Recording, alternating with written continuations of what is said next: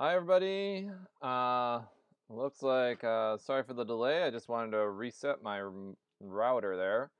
Um, oh weird. I'm getting like some catch up here on my on things. I'm getting a weird thing happening. Just 1 second.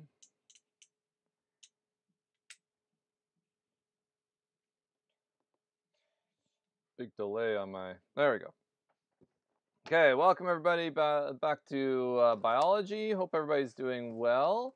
There is a project posted. That is the project for evolution. We're going to finish evolution today. I've got 5 pages left, so really there's nothing much here to do.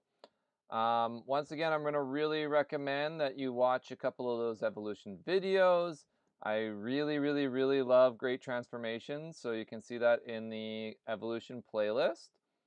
So that's a great video to watch over the break. If you'd like to get in there and into it, Netflix has a couple of great documentaries on like Our Planet and or I don't know if they have Our Planet, but they have like a bunch of planet-based documentaries that are really great. They just posted another one called Nature at Night. That's very cool. Some of them have some evolutionary focus. If you have kids at home watching the Kratz brothers, they use a lot of very good language for in regards to adaptation. They talk a lot about adaptation and unique animal niches and stuff. So I also recommend those if you're looking for something to watch with your with little ones. Anyways, today we're going to finish the evolution unit. I think we're actually kind of ahead at this point. If we finish evolution, then we only have the last 2 units to do, and we'll come back after spring break and work on those. So I don't feel behind. I'm open to the idea of meeting with you guys over spring break if you're looking for that sort of human contact. We could have like a meeting, or I'm thinking about maybe having some office hours over spring break since everybody's sort of trapped inside anyways. So those are not going to be required, but maybe things that I can do to kind of give you a chance to check in and say hi, and maybe we'll try doing that Google meeting thing we haven't tried yet. Let me know if that's something you'd like. You can post that into the comments, I guess, or you can let me know on the comments to this video on our classroom as well. That would be a good place to make sure that I see those comments. Does anybody have any questions off the top that they'd like me to answer? Uh, Before we start. So let's throw that into the live chat, see if there's anything out there. 6 of you out there right now. That's awesome. Thanks for everybody for making it out. We've actually had really great attendance. We've had almost our whole class attending to almost all of our class. We have better attendance now than we've ever had before, which is odd. Maybe not odd, but it's good. It's great. I'm really happy. Okay. I know there's a little bit of a delay, so I'm just going to give it 1 more second.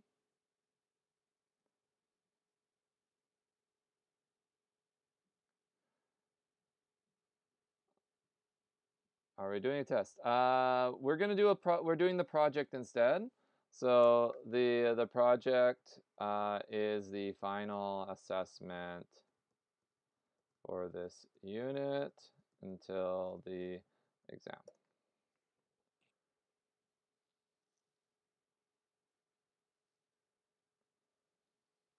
So that project is meant to be pretty big deal. Like that's in place of a test and in place of a project for this course. So I do want to see, you know, pretty meaty responses in that one. If there's extensions you are interested in following up, or expansions to that project that you're interested in, then let me know. But that's going to be the goal. And I would like to see that project. In fact, I need to see that project by the time we come back from spring break. So I'll need that project back by April 6th. so it can go on your mid-term grade.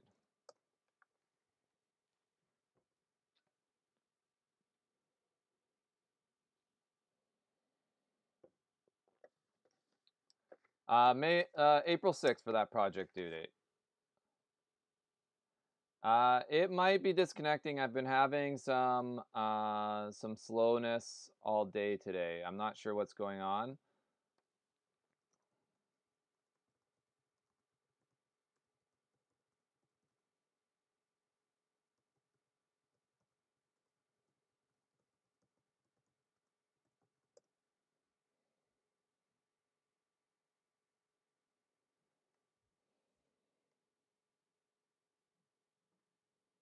Yeah, I'm not really sure what's going on. It's all the settings.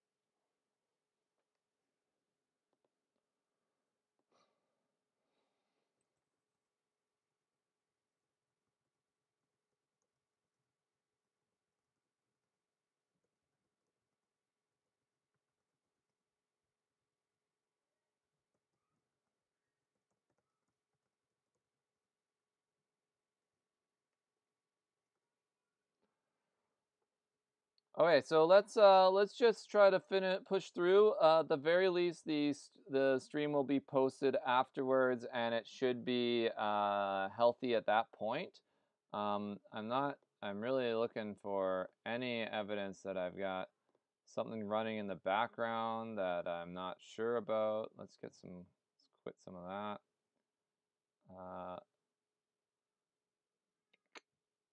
Let's quit everything.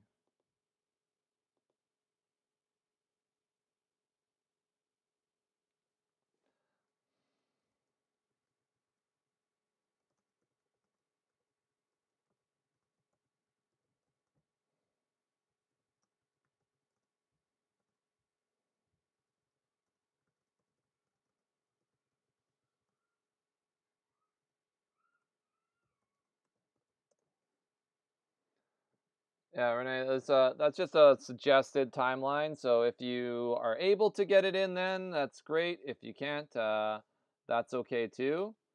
Um, I'll take the assignment whenever. I do need things by April 6th, but that's about the only time I need it by.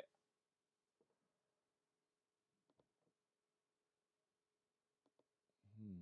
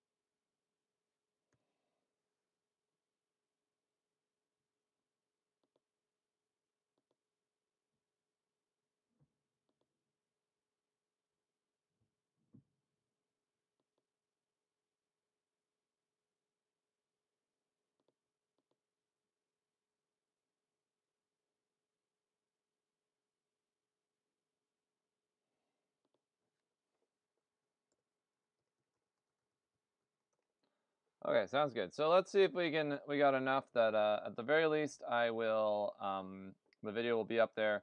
All right, let's get into it. So when we think about speciation, this is a method for the system to avoid. I'm gonna do some fancy work here. Okay, just organizing things. You might see some flashes.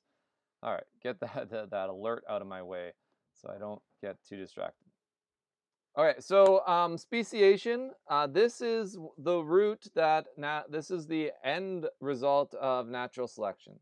So by natural selection, if two or more populations are in competition with one another, then natural selection will eventually lead to one species succeeding more than the other. Uh, this may eventually lead to to a species extinction or the evolution of traits that make them different in some way. In principle, similar species cannot live in the same environment unless they are different in some way. This difference is known as niche differentiation or niche differentiation. Uh, it is what allows to coexist without the selection between them. There's a really interesting article out there right now about Pablo Escobar's hippos, and I'll try to bring that up in a bit. So that's my teaser for today. So remember that a species is a reproductive community of populations that occupies a specific niche in nature. So it is a group of organisms that can and actively attempt to produce offspring with one another. Reproductive isolation is when a part of the population is reproductively isolated from the parent population.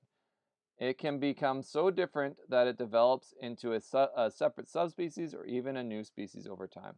Reproductively isolated, by this we mean that it is unable to engage in sexual reproduction. The portion or a portion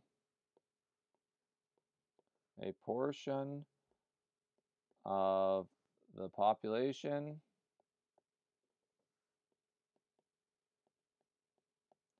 is unable to engage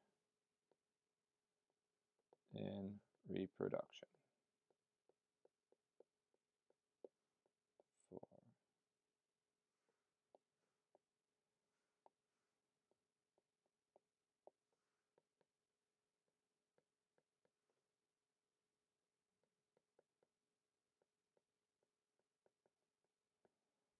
So of course, this to be reproductively isolated is a really broad term because there are definitely a lot of different ways that this could happen. So we could be talking about this could be example separation by geography.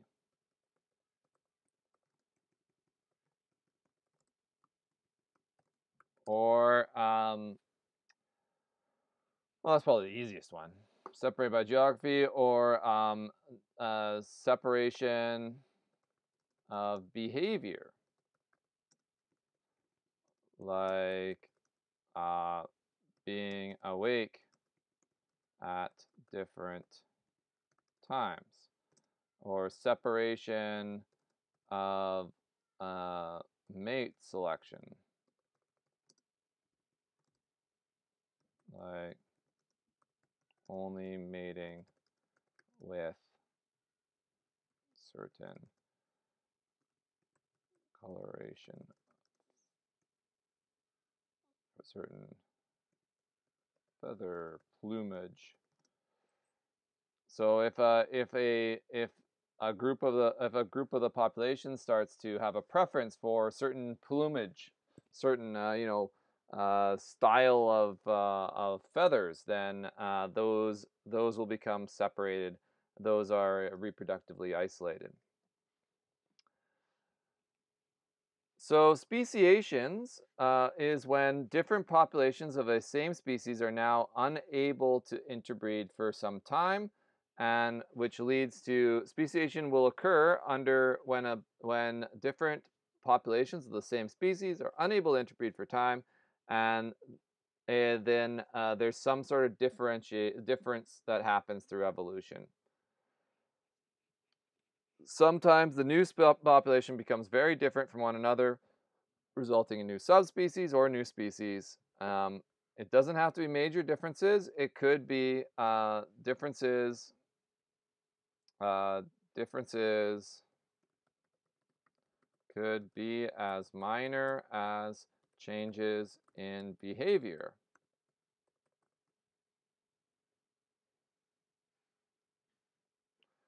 And that'll be a development of a new species. Okay, so what kind of ways can we become isolated from one another? Well, there's a bunch of options here. We could become physiologically isolated. So two species could become physiologically isolated. They could become isolated through behavior, isolated through geographic isolation, or through ecological isolation, which is a type of niche differentiation.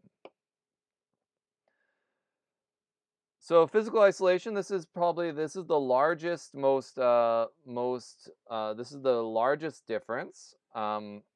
This is a difference at the genetic level. So two organisms that are able to produce viable fertile offspring, two organisms must be able to produce a viable offspring to be in the same species. So differences in chromosome number, in the gamete structure. So this is the form of the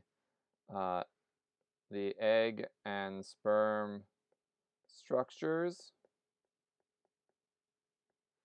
The reproductive structures, all of these could prevent reproduction. We go back to our potato example where we had the tetraploid potatoes. The tetraploid potato, oh man, that is hard. Try saying tetraploid potatoes 3 times fast. The tetraploid potatoes are not able to reproduce with the diploid potatoes because there's an offset number of chromosomes. I believe even horses and donkeys have different numbers of chromosomes, or a different type of chromosome, which is why the mule is not able to reproduce because they end up with an odd number of chromosomes. I think that's right. Maybe don't quote me on that one. Only members of the same species can produce fertile offspring, so members of the same species but belong to different subspecies can still mate to produce fertile offspring. This is probably not a great example as the poodle and the Labrador and poodle, because these are both, we should actually probably put a Labrador and wolf. Is wolf a subspecies? Now I've got myself wolves, dog subspecies of wolf. Yes, they are considered subspecies. So, for example, Labradors or dogs, domesticated dog.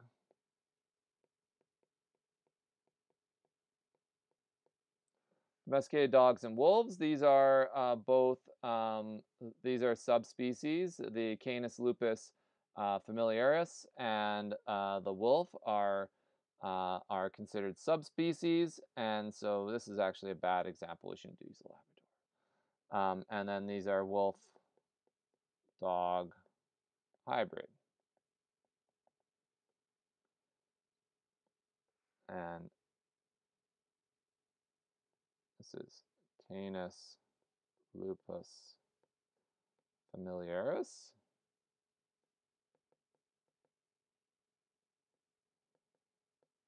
And then we can pick any old wolf. We have the northwestern wolf, so that's probably the one we are familiar with. So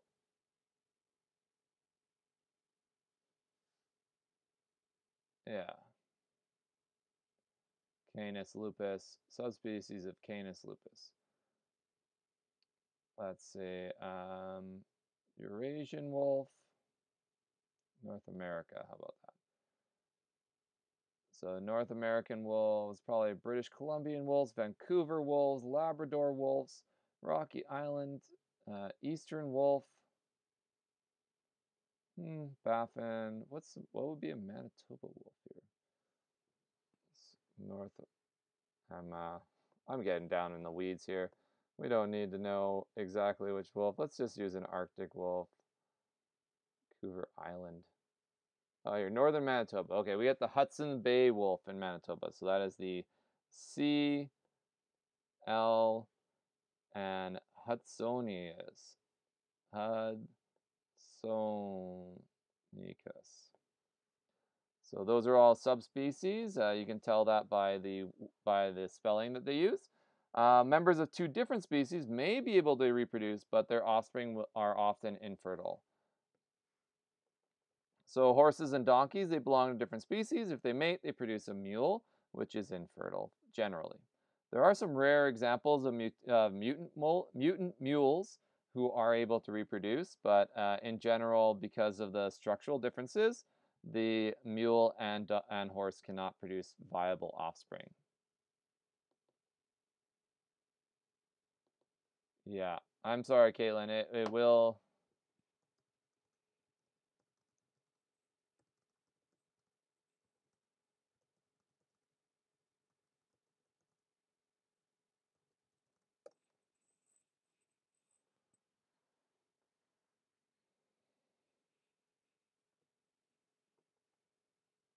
I am fairly certain that that it should be okay to watch uh, outside of the after the stream is over. But my stream is really bad. Errors, warnings. I have everything set as low quality as I can, but I'm still getting some problems.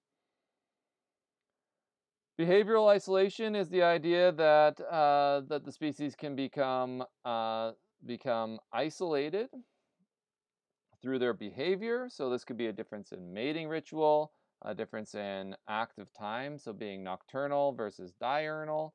Uh, the structural differences that they have may not attract a mate, so having different size of plumage or coloring, but then the behavior of mating are not able to identify.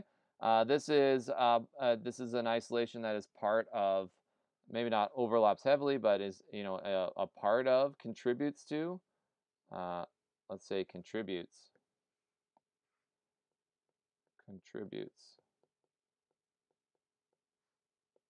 to niche differentiation. Allopatric speciation is a large-scale separation. So this is if a species uh, is divided between two larger is geographically separated. So if different populations experience different selection pressures, then the allele frequency for the genes will change. So two populations may eventually gain genetic differences until they can no longer interbreed, which creates two distinct species. So this common case of allopatric speciation, separation into ecologies with different pressures. So here we are talking about so allopatric is the idea of so a population becomes separated, or population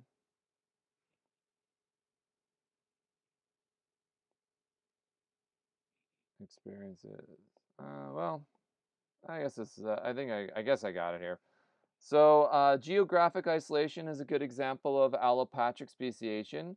So in a geographic situation where the population is divided geographically, then the two organisms will likely have different environments, different ecologies across an area or a geographical area, that it's unlikely that the ecology in both areas is the same, and so the stress in both areas is going to be different. So splitting a population by a physical geographical barrier often produces different selective pressures on both sides of the barrier. So for example, there was a group of tortoises in the Galapagos. They were separated from each other by a volcanic flow, and one side of the island had only cactuses to eat. The other side of the island had a variety of foods. So over time, the tortoises on the one side of the island stayed relatively similar in shape and body form. They were in equilibrium on that side, but on the far side of the island, the small population was forced to eat cactuses to survive. And over time, this change in food supply caused a change in structure. So food, and other resources were different on either side of the lava flow. So the populations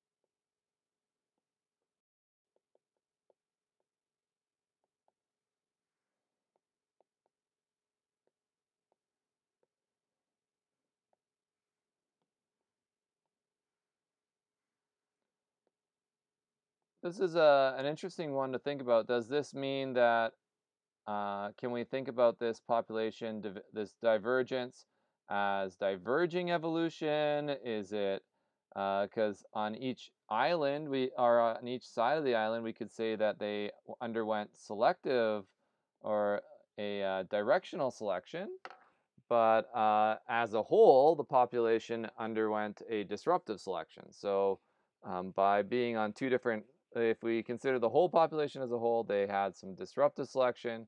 If we looked at each group on either side of the island, they underwent directional selection. The opposite of an allopatric speciation is a sympatric speciation.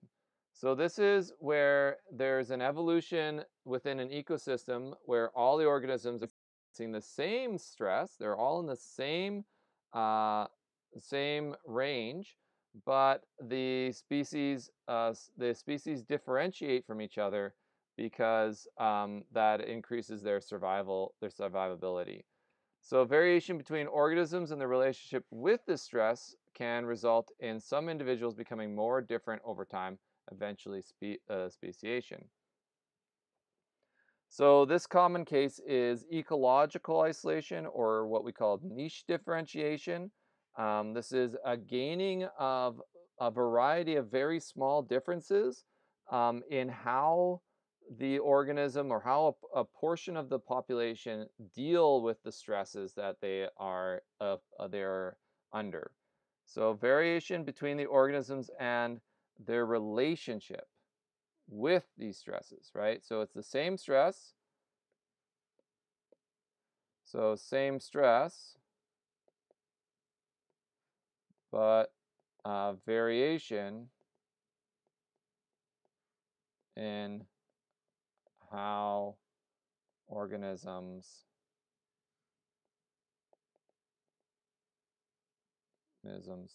uh,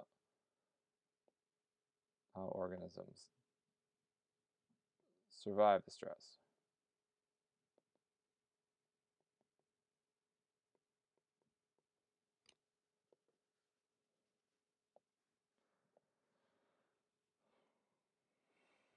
So niche differentiation is the idea that the ecological requirements of two populations within the same ecosystem, um, the differences in those will result in speciation. Ecological requirements of an organism is known as its niche. If two groups of the same organisms become adapted to different niches, they may become separated or speciated. So the ecological niche is a little definition for you. It's the sum of the habitat requirements and behaviors that allow a species to persist and produce offspring. It's the combination of factors that acting on the species for which it's adapted. Two or more similar species may be separated only by a small difference in their niche. This is known as niche differentiation. So let's look at the warblers. I think this is a really strong example of how subtle niche differentiation can be. So there are many different species of warbler that live in Manitoba. They essentially are isolated from each other. They do not reproduce, so they are separated ones. But they are all similar in size, similar in appearance, and they live in the same trees as each other, and they eat the same kind of insects. But they don't compete. And so by not competing, there's no cross species competition. So there's no tendency or minimal tendency towards one species outcompeting the other. That's because they live in different parts of the forest. Some like the tops of branches, some like to be close to the trunks, and some like to live low on the trees. So you can see 5 different types of warbler, all having very different patterns in their location within the same type of trees, same type of environments. So each one has a unique niche, and in this way, these 5 warblers do not engage in the same type of selection pressure that we would see in if they were all in the same niche.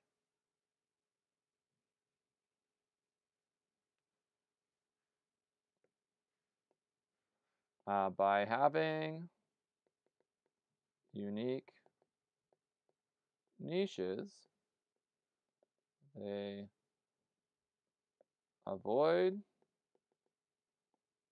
competition with each other,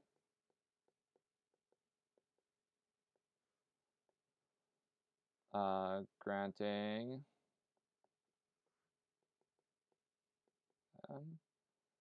equilibrium.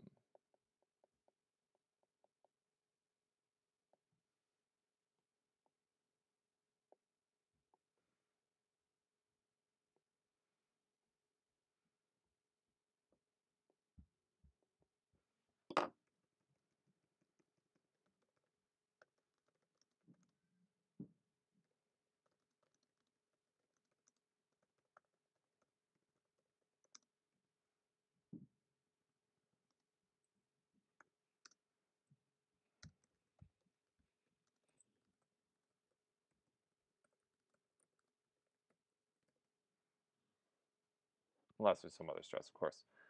Okay, so how can you become niche differentiated from each other? Well, I have only a couple examples here, and then we're done the booklet. You could be separated out in terms of the resources you use. So different lizards can coexist if they eat different insects. That would be food partitioning. Different warblers occupying different parts of the tree. That would be habitat partitioning. So that would be resource partitioning. Predator partitioning is interesting. If different species are under attack from have different predators, then the difference in those predators on them will count as part of their niche differentiation. So, for example, trees and grasses are very highly differentiated because trees are not really being chewed on much by any of the small animals like rabbits and squirrels, but they might be the bark is chewed off by deer and or beaver and all those sorts of things.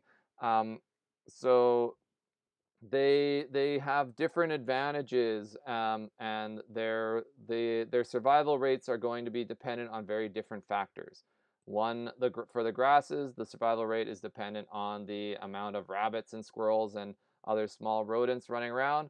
For the tree, it's dependent on how many deer and how many beaver are out there. So that difference will change up the pressure on those two species enough that they will not be affected by the same types of change.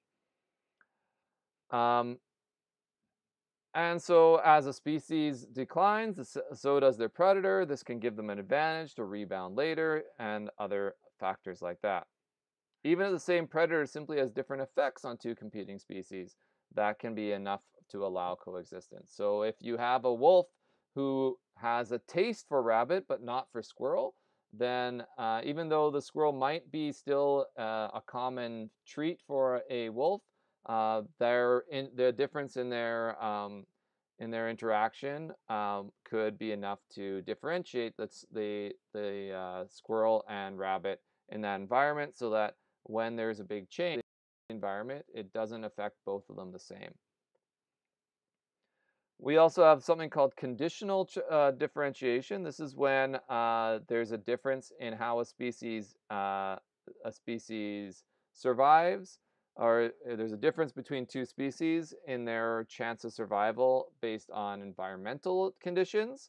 So some plants are more successful in rainy years, while others are more successful in the dry years. This allows for them to coexist because in those rainy years they have success, and the rainy plants have success and the dry plants don't. And in the dry years, the dry plants have success and the rainy plants don't. And because dry and rainy years kind of are on their own cycle, the populations have sort of chances to raise and lower. Competition predator trade-off. This may be differentiated. This may differentiate the adaptations regarding avoiding predators. So when predators are around, there are some organisms that have better chances to survive. So for example, turtles. Turtles have a great shell. It costs a lot of energy to grow that shell, but if there are predators around, the predators have difficulty eating the turtles and have an easier time eating fish and frogs and other things that don't have heavy shells. In the years that predators are in low, the predator population is low, the other organisms have a higher chance of, have a higher fitness, and they reproduce faster because they don't have the energy requirements of growing giant shells. So last note I want to make is about invasive species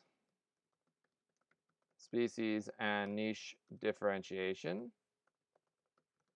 So an invasive species is defined as one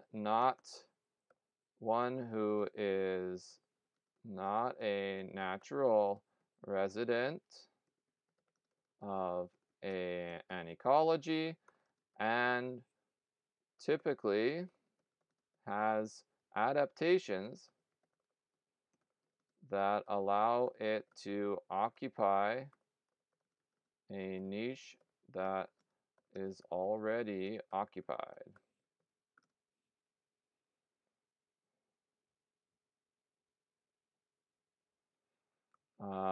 These invasive species may have adaptations that make them more fit for that niche. So they create competition, create interspecies competition against the native organisms, native species.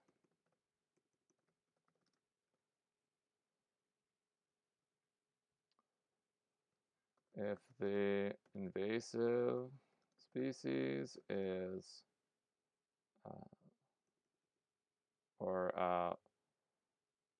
has the advantage, they could lead to the extinction of the native species in this niche. So this is one possibility.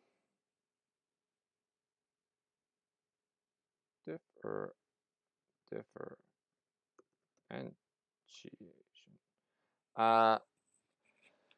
This is one possibility. There is an example right now that they're discussing, which is in the case of Pablo Escobar's hippos. He had a group of hippos brought over from Africa while he was running the cartels in Mexico. And since that period of time, those hippos have been let loose and they are now occupying a niche that was previously held by an extinct species, or by several extinct species in Mexico. Large, sort of large herbivores with large aggressive herbivore species that were removed from that population, probably by human hunting. So those that were artificially made extinct, that niche has been unoccupied, and now these invasive species are occupying it. So let's just make a little. I think I'm going to need another page here.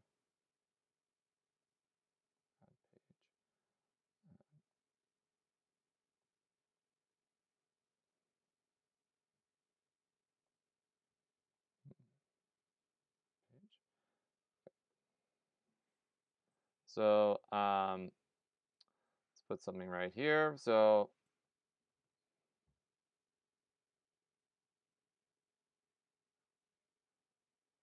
text box here.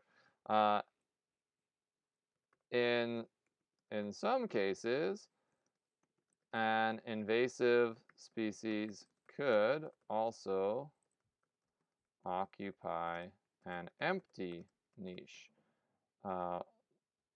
or a niche left empty by extinct species.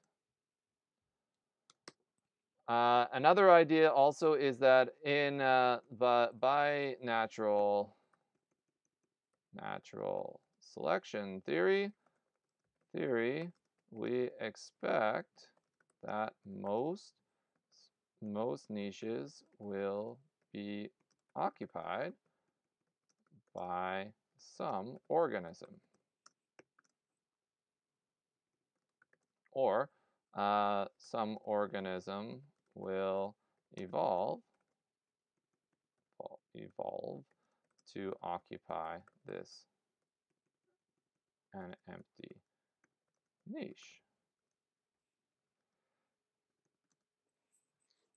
So there was an example, one of the famous predictions that Darwin made.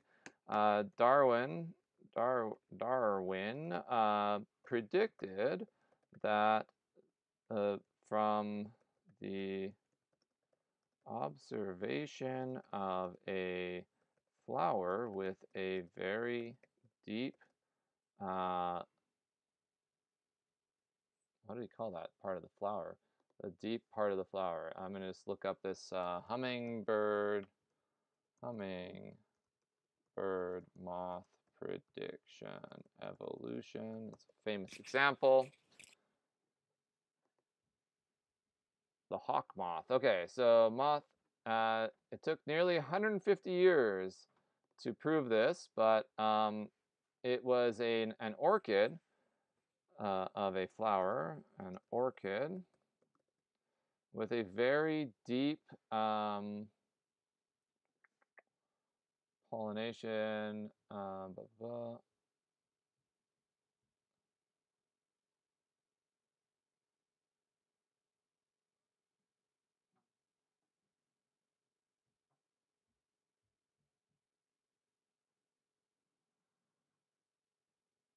So it had an elongated, let's go very deep well where it stored its nectar. Predicted from the observation of flower with a very deep well where it stored its nectar that there would be an organism that in the environment with the ability to eat this nectar, since this would also be how the flower was pollinated. It took 150 years before the hawk moth was discovered with its how many centimeters? It's nearly 30 centimeter proboscis. proboscis. Proboscis.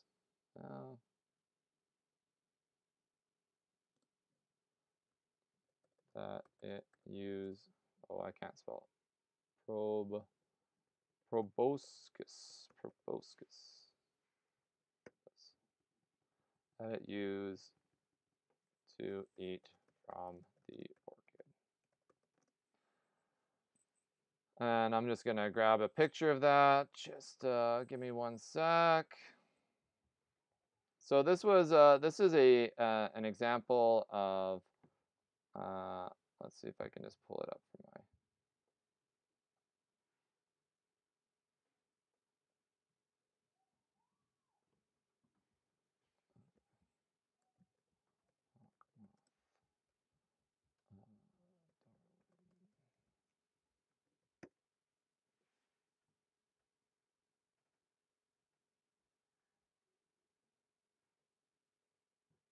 So this was a moth that he predicted would exist, simply because the flower existed, and so because the niche exists, this flower being the niche here, there's food available. It predicted, but natural selection predicts that if there's food available, there's a niche available, then there must be a moth to eat in that niche, and so that was the idea. All right, well, I think that's it. We are done our unit on evolution.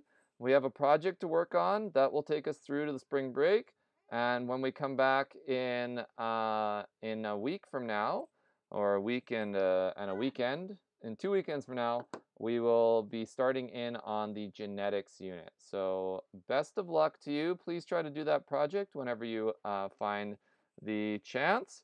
And I look forward to reading your projects at that point. I might post some other assignments in the meantime, and possibly we'll do a little sort of coffee chat a little later in the week just to check in, see how everybody's doing out there in isolation. And otherwise, have yourselves a great break, and sorry about the stream quality. Hopefully we'll figure out that problem by next week. And have a good day. Bye-bye.